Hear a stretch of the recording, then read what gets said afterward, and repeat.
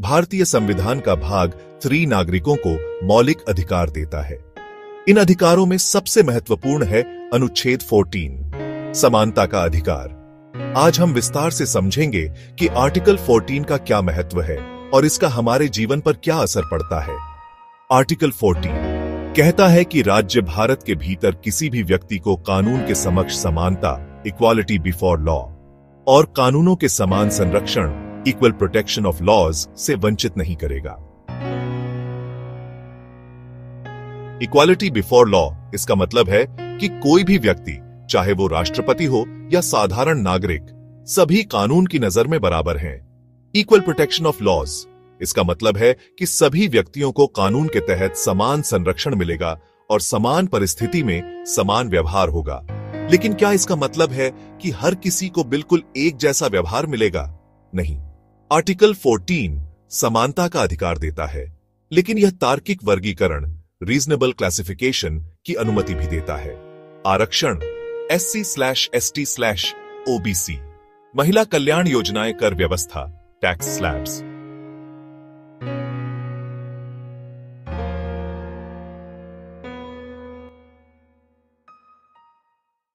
Supreme court ने तय किया है कि कोई भी वर्गीकरण तभी वैध होगा जब वह किसी बुद्धिमानी के आधार, इंटेलिजिबल डिफरेंशियल, पर आधारित हो, उसका उद्देश्य समानता और न्याय, रीजनेबल नेक्सस से जुड़ा हो।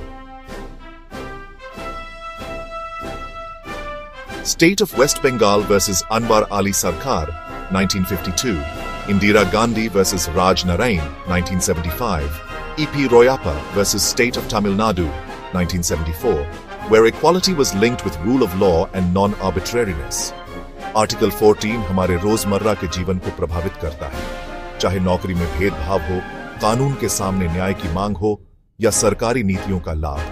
हर जगह आर्टिकल 14 एक ढाल की तरह काम करता है।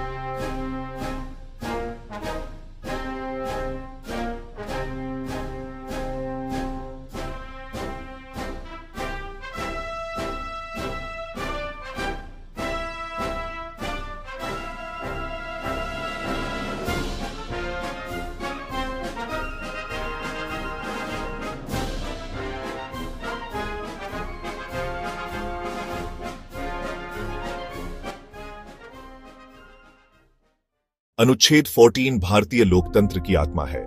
यह हमें सिखाता है कि असली ताकत बराबरी और न्याय में है। Equality is the foundation of justice.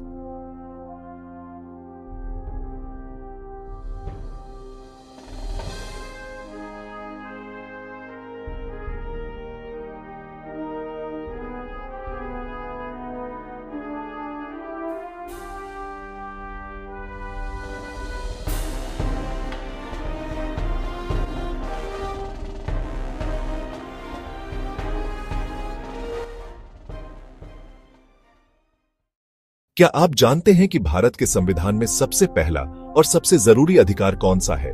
वो है अनुच्छेद 14, समानता का अधिकार, राइट टू इक्वालिटी। यानी भारत में हर नागरिक कानून की नजर में बराबर है। लेकिन सवाल है, क्यों, वाई और कैसे, हाउ यह अधिकार लागू होता है? आइए इसे विस्तार से समझते हैं।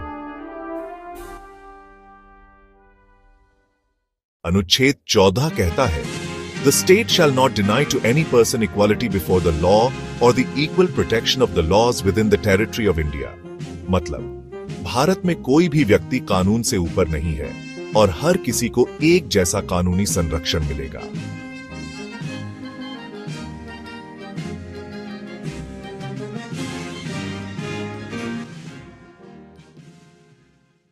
इक्वालिटी बिफोर लॉ का मतलब है सभी नागरिकों के लिए कानून समान है। कोई राजा, मंत्री, नेता, अधिकारी, सब कानून के सामने बराबर हैं। यह कॉन्सेप्ट आया है ब्रिटिश रूल ऑफ लॉ से।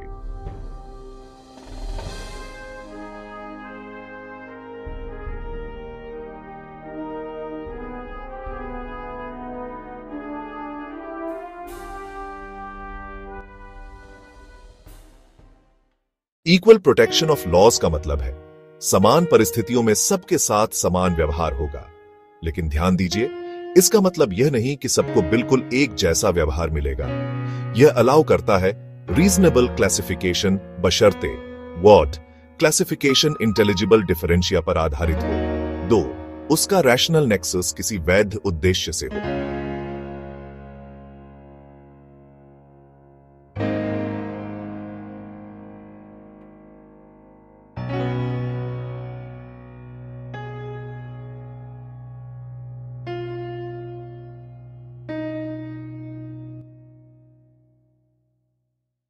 भारत जैसे डाइवर्स देश में इक्वालिटी सुनिश्चित करना बहुत जरूरी था। अगर इक्वालिटी न हो तो अमीर गरीब में फर्क बढ़ेगा, जाति धर्म पर भेदभाव होगा, लोकतंत्र खोखला हो जाएगा। इसलिए संविधान निर्माताओं ने आर्टिकल 14 को लोकतंत्र की फाउंडेशन माना।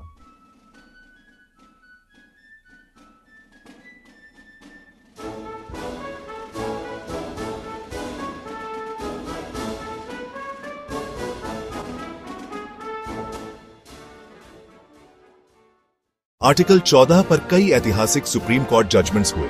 1. State of waste Bengal v Anwar Ali Sarkar 1922 arbitrary law struck down. 2. Budhan Chaudhary v state of Bihar 1950 reasonable classification principle established. 3. E.P. Royappa v State of Tamil Nadu 1974 equality anti-arbitrariness। 4. Indira Gandhi v Rajnarain 1975 equality upheld even against PM। 5. Maneka Gandhi v Union of India 1978 Article 14 19 21 just golden triangle of rights।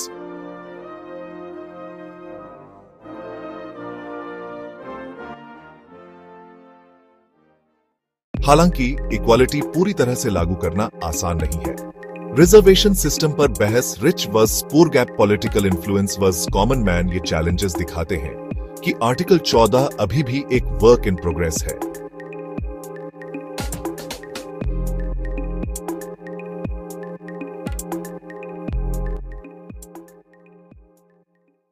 अनुच्छेद 14 हमें सिखाता है कि लोकतंत्र में कोई भी व्यक्ति कानून से ऊपर नहीं है। इक्वालिटी का मतलब सबको समान अवसर देना है, न कि सबको एक जैसा बनाना। यही भारत को एक सच्चा लोकतंत्र बनाता है।